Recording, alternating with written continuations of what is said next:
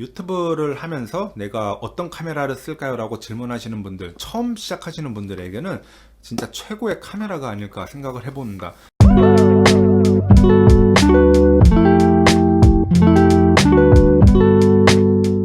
안녕하세요, 그리스튜디오의 드그레입니다. 아이폰 13을 처음 구매를 한 지 이제 약 2달 정도 되어 가고, 그리고 이 아이폰 13 프로 모델을 구매를 한 지는 한 달 정도 되어 가는 것 같아요. 영상 제작자의 관점에서 본 아이폰 13 카메라에 대한 리뷰를 여러분들께 해드리도록 하겠습니다.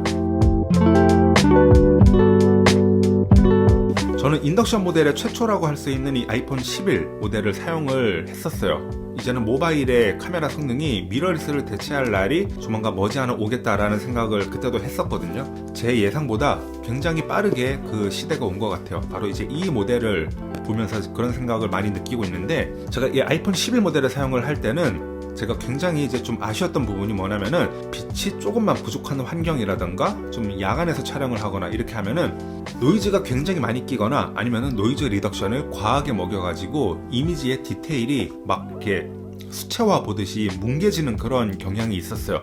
그래서 아이폰으로 촬영한 영상은 무조건 아이폰으로만 봐야지, 이거를 PC로 보면은 무조건 화질이 깨진다, 약간 이런 고정관념을 가지고 있었는데, 그런 고정관념이 이번에 아이폰 13 프로를 쓰면서 완벽하게 사라졌죠. 해소가 되었어요. 큰 TV에서 보더라도 화질이 전혀 깨지지 않고 오히려 엄청나게 선명하게 찍히는 거를 확인을 할 수가 있었습니다. 그래서 기존 모델과 비교를 하면은 저조도에서 굉장히 선명한 화질을 뽑아낼 수 있다는 장점이 있고, 그리고 무엇보다 조리개가 엄청나게 밝아요. 무려 1.5의 조리개 값을 가지고 있는데 아웃포커싱이 훨씬 더 이게 잘 됩니다. 제가 체감상 그렇게 느끼는 줄 알았는데, 실제로 두 개를 놓고 비교를 해보면은 아이폰 13 프로에서 뒤에 배경이 더 잘 날아가요. 아웃포커싱 효과라고 하죠. 이게 비단 시네마틱 모드 뿐만이 아니라 그냥 일상적인 촬영, 뭐 사진이나 뭐 다른 것들을 촬영을 하더라도 뒤에 배경이 정말 잘 날아갑니다.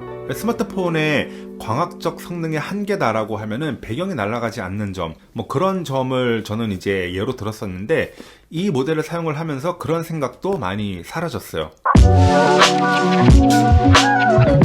예를 들어서 이런 미러리스를 가지고 다닌다라고 하면은 정말 깔끔한 화면, 그러니까 떨림이 전혀 없는 그런 화면을, 이미지를 얻으려면은 무조건 짐벌을 사용을 해야 되거든요. 물론 이 모델 같은 경우에는 렌즈 떨방과 바디 떨방이 다 있기는 하지만, 그거 두 개가 합산을 한 결과물이다라고 하더라도 짐벌을 착용한 것과는 비교할 수가 없습니다. 아이폰 13 프로 같은 경우에는 진짜 짐벌 자체가 필요가 없어요.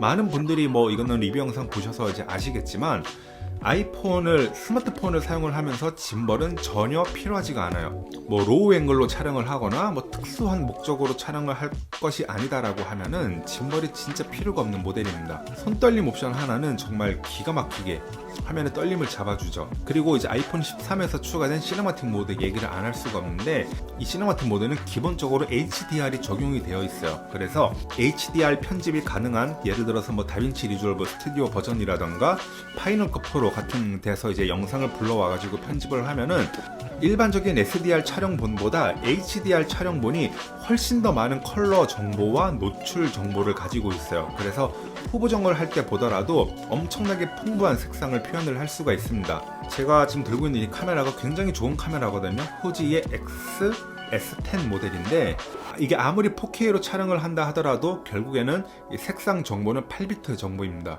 근데 이 아이폰 13 프로는 돌비 비전 HDR을 지원을 하고 있기 때문에, 그 돌비 비전 HDR이 기본적으로 10비트 컬러 정보를 가지고 있어요. 영상 후보정을 많이 해보신 분들, 그러니까 컬러의 색 보정을 많이 해보신 분들은 아시겠지만, 8비트에서는 깨지는 그런 컬러 관용도가 10비트에서는 고스란히 살아납니다. 그러니까 우리가 예를 들어서 하늘을 찍는다 하더라도 8비트에서는 하늘에 이렇게 층이 져요. 그라데이션처럼 막 이렇게 뭔가 깨져 있는 그라데이션처럼 막 계단 현상이 나타나고 컬러가 깨지는 거를 볼 수가 있는데, 이 10비트 촬영본에서는 그런 깨짐 현상이 거의 없습니다. 엄청난 컬러 관용도를 가지고 있기 때문에 하늘을 촬영을 하더라도 그 하늘의 색상이 고스란히 표현이 돼요. 네, 이거 다 하면은 한 200만원 정도, 렌즈까지 하면 200만원 정도 하는데, 이 200만원짜리 미러리스보다 이 아이폰 13 프로의 컬러 관용도가 훨씬 더 좋다라는 얘기죠. 자꾸 미러리스랑 비교하는 것 같은데, 이 모델은 뭐 MP4 아니면은 뭐 퀵타임 그런 확장자로 촬영을 하는 것이 전부입니다.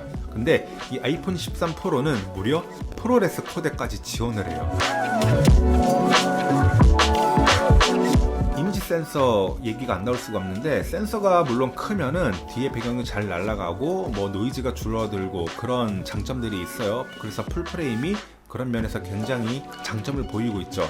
그리고 얘는 센서의 크기가 사실은 손톱만 합니다. 근데 제가 느낀 거는 이미지 센서의 크기가 아무리 작아도 이 센서를 뒷받침해주는 소프트웨어의 기술이 정말 뛰어나다라고 하면은 센서의 크기조차 별 문제가 되지 않는다라는 얘기예요.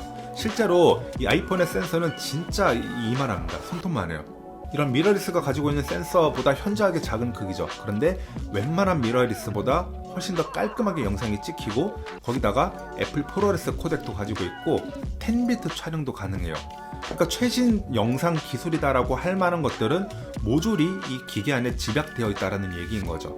그렇게 따졌을 때 아이폰의 카메라 성능이 얼마나 뛰어난지 진짜 이거는 가늠할 수도 없을 정도입니다. 이제는 다 보여준 것 같아요. 이 다음으로 나올 후속 모델의 카메라 성능이 진짜 얼마나 좋게 나올지 이제는 가늠도 안 될 정도예요. 아마 제 생각에는 다음 모델에서는 4K 해상도에서 시네마틱 모드가 가능하지 않을까라는 생각을 좀 해보고, 그랬으면 진짜 좋겠네요. 거기다가 시네마틱 모드에서 24프레임도 지원하지 않을까라는 생각을 좀 해봅니다. 자, 그래서 오늘 이렇게 아이폰 13 프로의 카메라 성능에 대해서 여러분들께 말씀을 드려봤고요.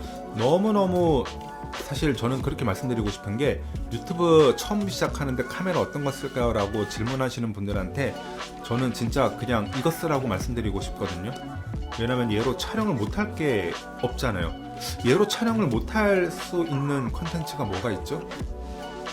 정말 훌륭한 카메라 아닐까요? 네, 오늘 영상이 그런 분들에게 많은 도움이 되었길 바랍니다. 자, 그래서 오늘 제가 준비한 영상 여기까지고요. 저는 다음에 또 다른 영상으로 여러분들께 인사드리도록 하겠습니다. 여러분들의 크리에이터 생활을 응원하는 그레이 스튜디오의 디그레이였습니다. 감사합니다.